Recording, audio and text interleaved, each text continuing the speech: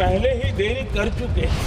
कारण कोई भी हो, जिम्मेवार कोई भी हो, लेकिन इस सच्चाई को हमें स्वीकार करना होगा कि जब हम अकेले मिलते हैं तब मानते हैं हाँ यार, लेकिन जब सामूहिक रूप से मिलते हैं, मुझे याद है कि जिस इसकी प्रक्रिया चली थी, सभी दलों से मिलना हुआ है, एक दल को छोड़कर जिन जिन से मिलना हुआ है, हर एक ने सैद्धांतिक विरोध नहीं किया है। बाद में जाकर के जो कुछ भी हुआ होगा, राजनीतिक दिशा पकड़ी जा रही है, लेकिन जो राजनीतिक दिशा में ही सोचते हैं, मैं उनको भी एडवाइज करना चाहूंगा, एक मित्र के रूप में एडवाइज करता हूं और सबको काम आएगी। हमारे देश में जब से विमेन रिजर्वेशन को लेकर के चर्चा हुई है और उसके बाद जब जब चुनाव आया है, हर चुनाव में महिलाओं को मिलने वाले इस अधिकार का जिसने विरोध किया है, जिसने विरोध किया है, देश की महिलाओं ने उन्हें माफ नहीं किया है। उनका हाल बुरे से बुरा किया है। लेकिन ये भी देखिए कि 24 के चुनाव में ऐसा नहीं हुआ। क्यों नहीं हुआ? ये इसलिए नहीं हुआ कि 24 में सबने सहमति इसको पारित किया, तो ये विषय ही नहीं रहा। किसी के पक्ष में पॉलिटिकल फायदा नहीं हुआ, किसी का नुकसान भी नहीं हुआ। सहज रूप से जो मुद्दे थे, उन मुद्दों के आधार पर चुनाव लड़ा, क्योंकि 24 में सब साथ में थे। कुछ लोग यहां हैं, कुछ लोग नहीं है, लेकिन सब साथ में थे। आज भी मैं कहता हूं, अगर हम सब साथ में जाते हैं तो इतिहास गवाह है कि किसी एक के राजनीतिक पक्ष में नहीं जाएगा। ये देश के लोकतंत्र के पक्ष में जाएगा, देश के सामूहिक निर्णय शक्ति के पक्ष में जाएगा और हम सब उसके यश के हकदार होंगे। न ट्रेजरी बैंक उसका हकदार रहेगा, न मोदी उसका हकदार रहेगा, यहां बैठे हुए सब हकदार रहेंगे। और इसलिए जिन लोगों को इस पर राजनीति की बू आ रही है, मैं चाहूंगा कि वो खुद के परिणामों को पिछले 30 साल में देख ले। फायदा उनका भी इसी में रास्ता दिखा रहा हूं। इसी में फायदा है कि जो नुकसान हो रहा है उससे बच जाओगे। और इसलिए मैं समझता हूं कि इसको राजनीतिक रंग देने की जरूरत नहीं है।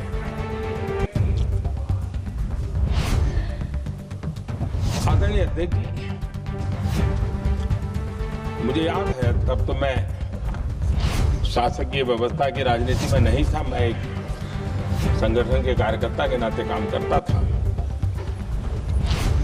उस समय एक चर्चा सुनने को मिलती थी गलियारों में कि देखिए ये कैसे लोग हैं,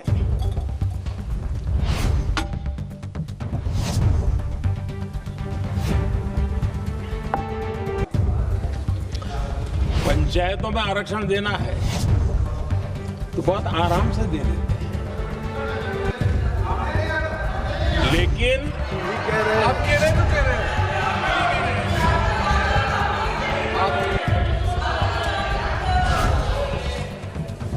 पंचायतों में आरक्षण देना है तो आराम से देते हैं, क्योंकि उसमें उनको खुद का पद जाने का डर नहीं लगता है।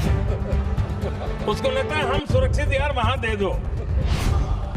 ये उस समय गलियारों में बहुत चर्चा थी कि बोले कभी नहीं करेंगे यहां बैठे हुए। क्यों?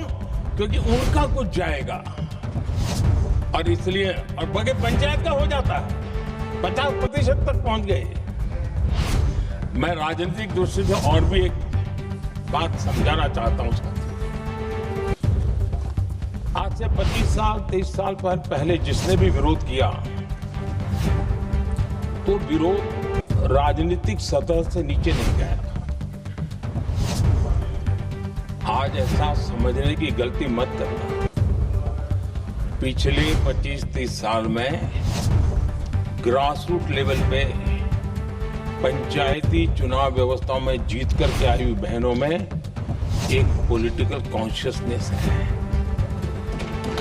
वे ओपिनियन मेकर हैं ग्रासरूट लेवल पे। 30 साल पहले वो शांत रहती थी, बोलती नहीं थी, समझती थी, बोलती नहीं थी।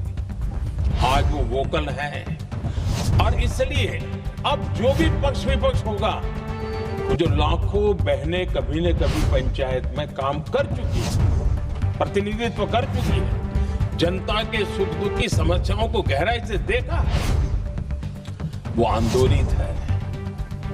वो कहती हैं कि झाड़ू कचरा वाले काम में तो हमें जोड़ देते हो, वो तो परिवार में भी पहले होता था। अब हमें निर्णय प्रक्रिया में जोड़ो, और निर्णय प्रक्रियाएं विधानसभा में और पार्लियामेंट में होती है।